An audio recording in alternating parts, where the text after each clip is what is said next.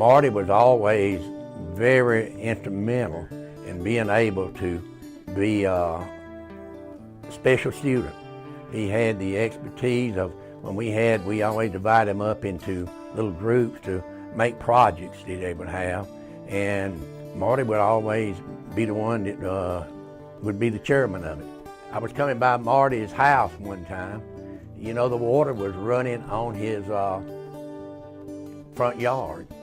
Marty removed the grass.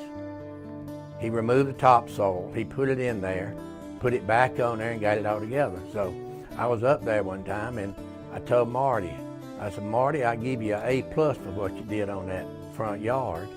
He said, thank you, Mr. Birdsong. So he got back in his truck, started to crank up and got back out. He said, Mr. Birdsong, I believe that's the first A+ I ever made. I said, but you made A's in there. I said, you were a good student, Marty. And so that's the kind of a student that Marty was. He was a salesman, he was a budget man, and he had plenty of energy to work. And I knew then that, you know, you could pretty well tell that the skies were the limit on which way that Marty was going to go. First time that I met Marty was, of course, in the plant on Harney Street. After I looked around the plant a while, I realized that there was really only one worker out there, and that was Marty. He was just from here to there. It wasn't a big plant, but nonetheless, he was everywhere. That's how I met Marty. And the thing about Marty that always, when I would call him, I said, Marty, how you doing? Great, great, all the time was his motto to me. So I don't know whether he was feeling great or not that day, but he sure sounded like he was. So we certainly like that around people too. You get the right spirit going with many people. Well, through the years, what I have always observed about Marty is not only that he has probably one of the best work ethics I've ever seen, but he is always what other people would view as problems, he's viewed as opportunities. When his former employer closed down and went into bankruptcy, rather than what am I going to do, what kind of job am I going to get, who am I going to go work for, Marty's saying, this is a great business. I should get into this business. How can I buy these assets? How can I find where the customer lists are so that I can continue and build on what's already there? And that was the start of Harrell Pecan. I've known Marty Harrell since he was a young boy working at SNA.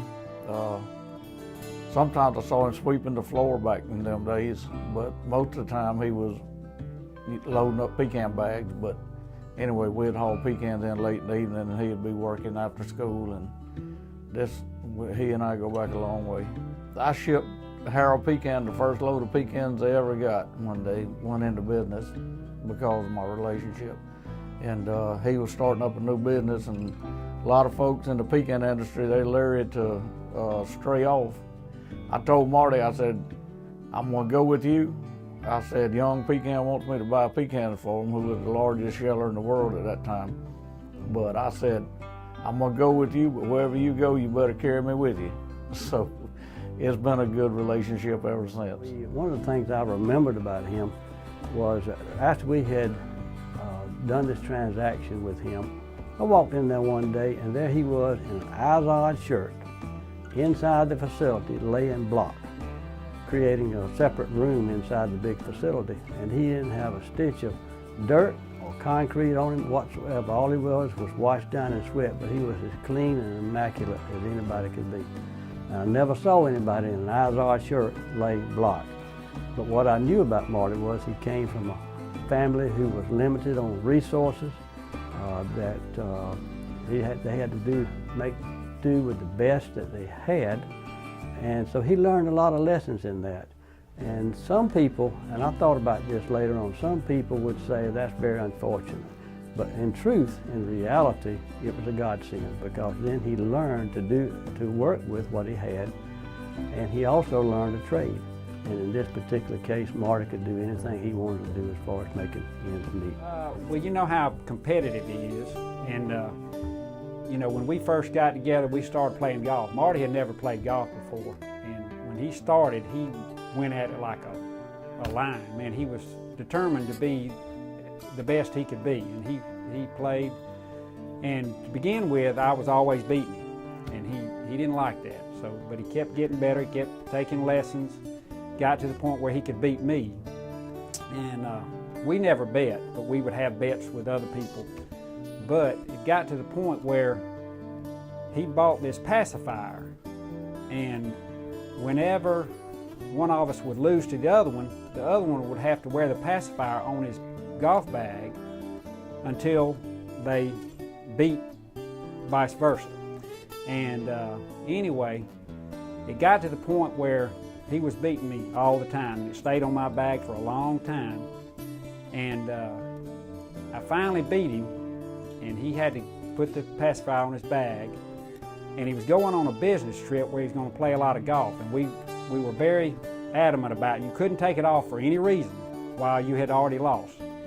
But he took it off because he couldn't bear the thought of going on this business trip and everybody asking him about the pacifier, and that was the end of that bet. So. And Marty has shown compassion for people ever since I've known him. And from him, I've learned that investment in people is the best legacy that a person can leave. One question that would always come to mind that Marty would ask would be, how is your family?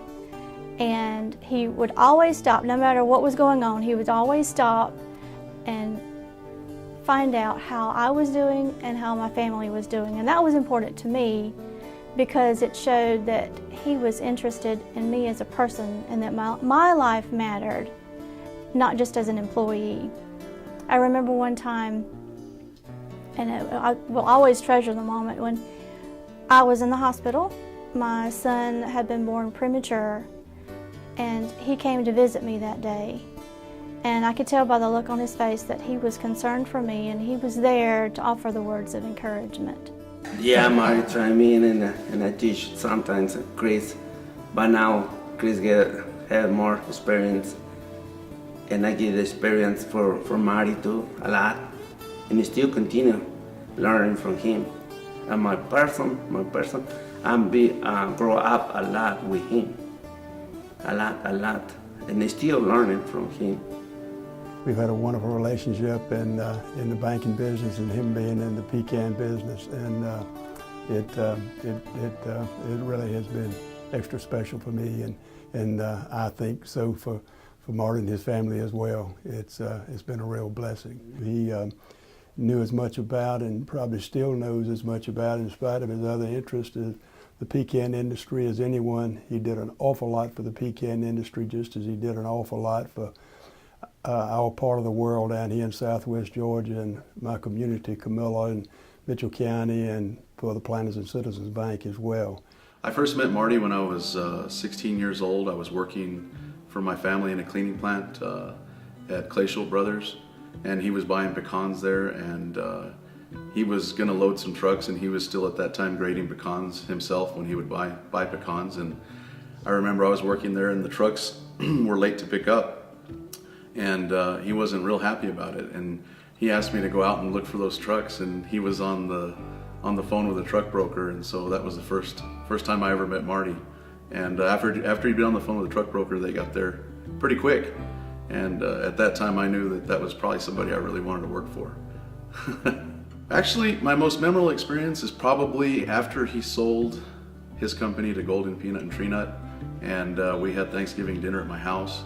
And he was pretty calm. He was more calm than I'd ever seen him, and I could actually visit with him on a friendly level, and it was really nice. I'd never known that side of Marty, so it was really nice to get to know that side of him. I still remember he had his shoes off walking around the house, and that was just a Marty I had never seen.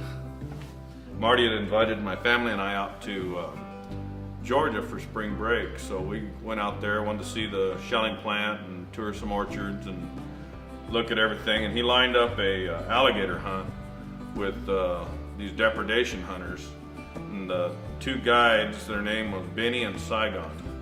And we weren't supposed to show up to their house till 8 o'clock at night. And then we waited until dark, and then we took off with Benny and Saigon. And they kept talking about how they made their boat trailer better with these Teflon strips. So we go to this first pond, and Benny, and I mean, these guys were characters now. I mean, they were speaking deep woods language, and you know, I was looking at Marty. I said, "What are we in for here?" Because I had my son, who was only 14 at the time. And anyway, they unhooked that boat, and Benny was holding on this side, and Saigon was on that side, and they both went with the water right in the alligator-infested pond. And they finally got it to the edge of the shore, and I'm looking at Marty. I said, "We're supposed to get in there with them?" Well, anyway, we went around that pond, and they found the alligator, and it rumpled the bottom of the boat. We never got that alligator. We went to 5 or 6 more ponds between 10 o'clock and 1 in the morning, and we finally got us about a 6-foot alligator after we were going to people's backyards into all these ponds. And I looked at Marty and I said, "Do you really think they had permission?" But anyway, it worked out pretty good. That was a pretty interesting little trip on that whole deal. So we had a lot of fun, a lot of good memories out of that one. Oh, I met Marty, it's been a good little while back now. I'm not sure exactly how many years it is, but it was back before the millennium, and we became friends right away. Marty and I just get along together real well because we enjoy the same type things. Both of us very competitive, and we made quite a few trips together and experiences that we both really enjoyed, and we just enjoy each other's company. Main theme of the trip was a bear hunt, and so we flew out, I guess about 100 miles north across the Alaska mountain range of mountains, and we flew out into a little area there that was just absolutely beautiful, where we landed on a little strip. We were probably 150 air miles from the nearest person. My friend had a rifle that we borrowed, and we got up on top of this hill and we looked out across this panoramic view. And what we were doing was looking to see if a bear had come across out through there, and we would find a place where we could go get in front of him and shoot him as he came by. Marty was wanting a big bear. He always wants the biggest of everything, you know. He wants to get the best. So we sat there and we saw a bear coming after. We saw 2 or 3, but then we saw one coming down through there and we said, "That's going to be a good one." So we took off. And I guess we probably went 3/4 of a mile at least or more at a dead run trying to get to this point for this bear. We had seen a rock that looked like a high place up there, so we ran up there and we were puffing. Time we got there, I said, "Marty, you see him?" And looked out down through there, and there he was. He had already passed where we hoped he would be to shoot him. And Marty was up there, he had the gun. He said,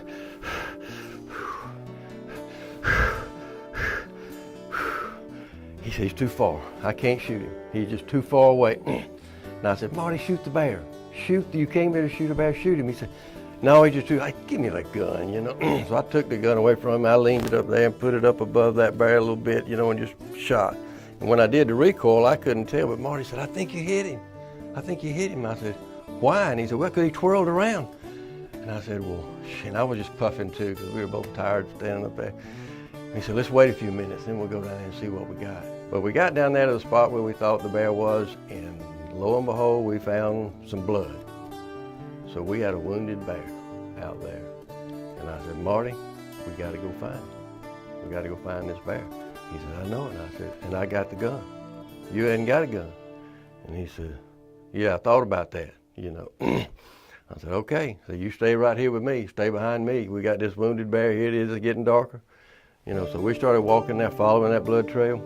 And we looked over there and we saw this flat rock, and there was blood all over it. We walked over there and looked at that rock, and I said, "Man, he's got to be around here somewhere."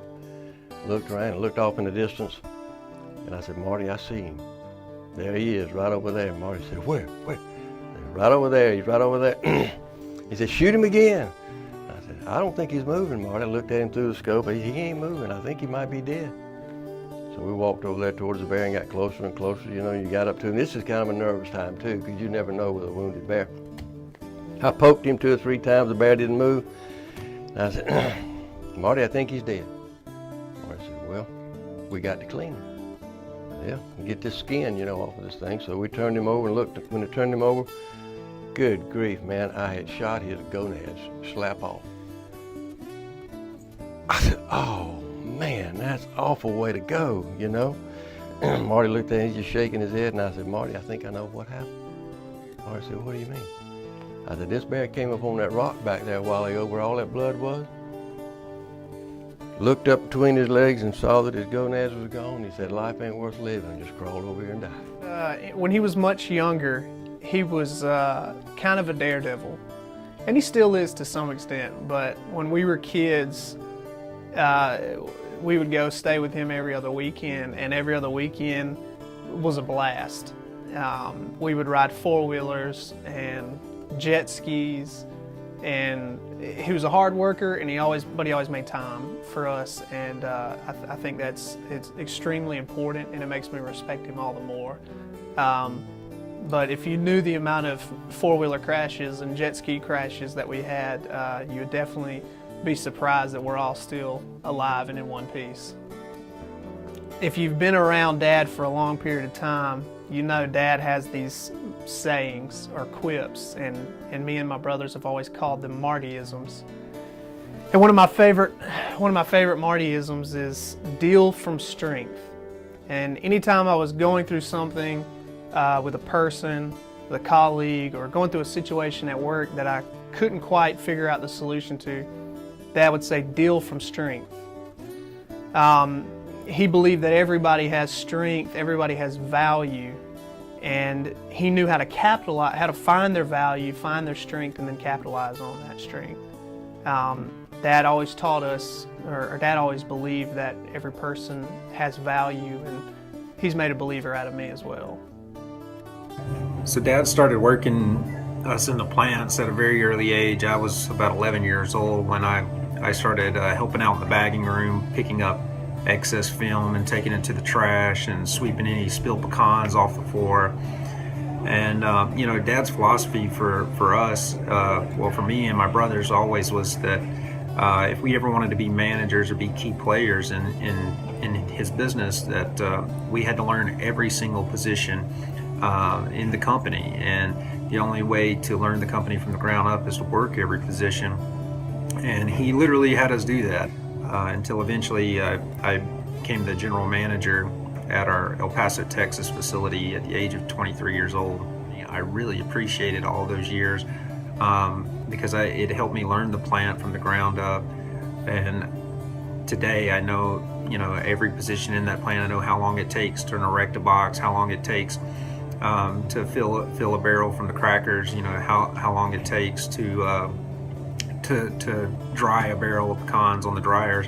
I know all those things because I did all those things, and I feel like it made me a great manager. I really. But I remember one particular story growing up that my first car was not a very good car. Dad had always told us growing up, he's like, hey, whatever kind of money you've saved up by the time you turn 16, I'll match that. So if you've got $1,000, I'll match it. If you've got $10,000, I'll match it. Well, being a lazy kid who didn't work hard, my first car was just what you would think it was. It was not very good, wasn't very expensive. And so I spent the next few years regretting my laziness early in life, and I worked really hard. I saved money, and I took every bit of money that I could kind of scrap together. And when I became a senior in high school, he helped me put a down payment down on a brand new Chevrolet Camaro. And I remember driving up to school so proud of that car that I had worked very hard for. But my pride disappeared very soon as friends at school and people that I went to school with started making comments saying, oh, well, his father bought him that car. He didn't buy that car. And I remember that really upset me because I knew differently, and I knew I had worked very hard. And so I came to Dad, and I was kind of frustrated, and I just shared that with him. And he told me something that I remember to this day. And he said, son, I will never give you anything in life other than an opportunity. It's what you make of that opportunity that will define the man that you'll become. And that was true to everything he had ever taught us. He never gave us anything other than a chance, and he gave us an opportunity. And he did that with many people throughout his career. You could see, as others have shared, and will, you know, that he always tried to take every ounce of good out of someone. And then he tried to take what was not a great quality about them and tried to build on that. And he did that with his own children. And so the countless people that he gave opportunities through the years, the people who he invested time into, I was one of those. And I'm so thankful for it, because I took that and I had that choice that I could either, you know, just kind of throw that opportunity away, or I could really dig in hard and invest into myself and invest into others and try to build on that opportunity. And so I remember that lesson every day. My brothers and I always joke about some of the Martyisms, as we call it, the cliches or the sayings that he uses, but that was one that really had just more weight than any of the others. I'd like to say that I really appreciate the opportunity that I was given, and I really enjoyed working for him. I learned a lot, and it's something that I would have never thought I'd have made it this far, and I really appreciate everything he did for me. He was more than just a boss. He was a coach, he was a mentor, and he is a friend, and I will always treasure the time that I've had at Harrell Nutt. I love you, Pops, and I hope you enjoy your retirement, and I'm looking forward to being a part of it, me and my kids, and you being a daredevil and teaching them how to be a safe daredevil as well. You did a magnificent job in an industry. I feel proud that you have made it better than anybody in this baton business. A hell of a feat, Marty. Congratulations. It's been an honor to work with him, and look forward to our friendship as the years go forward beyond all this. And I wish you, Marty, all the best in the future, and I hope that hope everything just goes as smooth as pie for you. It's been great to see you and spend time with you, and a man of honor and a man of his word. And thank you very much. If I had to describe Dan in one word, I would say he's a motivator. He really pushes you to do everything you can. He goes all out with everything, therefore he wants everyone else to go all out. And you want to go all out. One of the things he gave me early in my career as a general manager, he had these sayings, and I don't know if you can read this, but I still got it on my desk today. He used to tell us always, remember, implementation is only part of the battle. Follow through wins the war. Verify what you're told, follow through on details, and do not just find problems, but find the solutions to them. Those things always resonated very strong with me, and that's why I typed them up and printed them out and framed it, and I had it on my desk here for about 10 years, but still great advice to live by. I would say that the one thing that speaks to me about Marty was he's very disciplined in what he did and very intense in learning everything that he could learn about that particular business, and he learned it well, and he was very immaculate with that.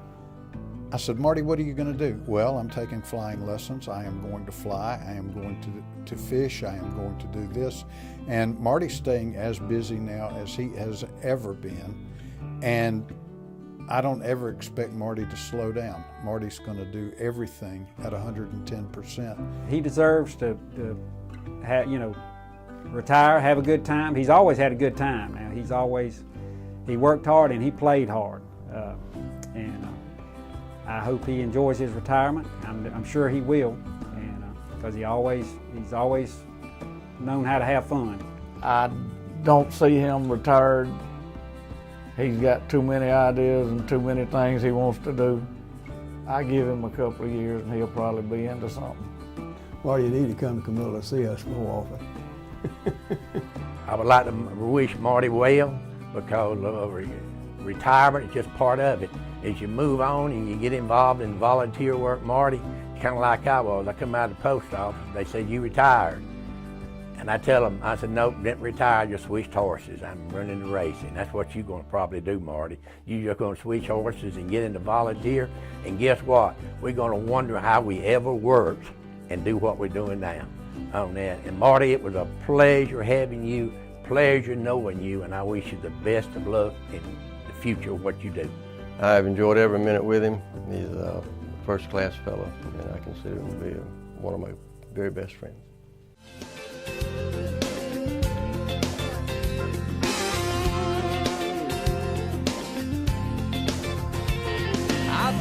I'll take a moment and celebrate my age, the ending of an era and the turning of a page. Now it's time to focus in on where I go from here. Lord, have mercy on my next 30 years.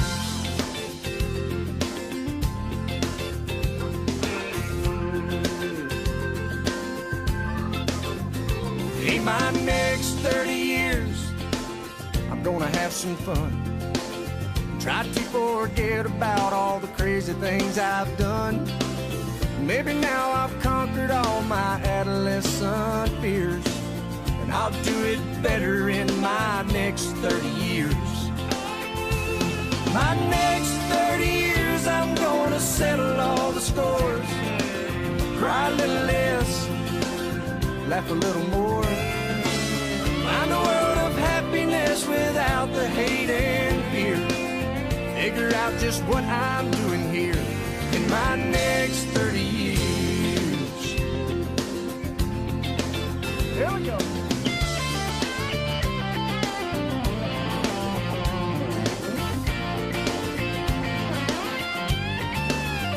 All right.